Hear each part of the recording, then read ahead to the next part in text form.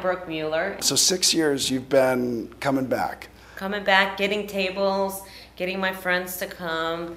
You just said something really important. Getting tables, getting your friends to come. Not only are you committed to the organization, but you're like putting yourself out there and you're inviting other people. So what is it that Chrysalis is doing? What is it in the mission that you're just like really connecting to? In my opinion, one of the most important charities there are, because what you're doing is you're helping people rebuild their own lives. Yeah. So it's not just giving money and putting somebody up in a house. Right. You're giving people a pathway, the homeless, a pathway to become productive members of society again. And you're changing lives. Yeah. And it's incredible. And I see the work you do. I see the success stories.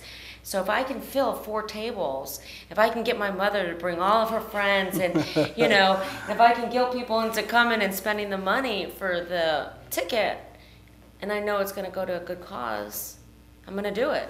You know, you're a family gal now. You got kids and the whole thing, and I think that one of the things that's interesting is, you know, we really we connect with this community. You know, it's like you're raising a family in Los Angeles, and you know, it's one of the things that gets us to connect with doing good for other people who maybe even 7 or 8 years ago we never would have thought some of these people could be homeless.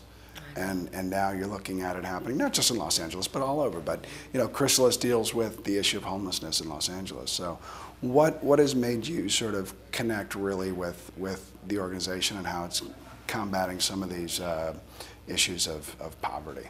Well, you hit the nail on the head when you said so many people are becoming homeless when they weren't homeless just because of the economy and everything. So if you think about it, people that had that had little homes and they had families and had whatever now don't and become homeless. They're not bums, they're not winos, they just want a second chance at life. Right. And so I think that's why I connect. I don't have any family members that I could say, well, you know, so-and-so used to be, you know, was a friend of mine and now they're homeless. I don't have any personal connection like that, but I could see how this economy has destroyed so many people, and now the number is increasingly growing of the homeless people. So that's my connection, is to give back, to pay it forward.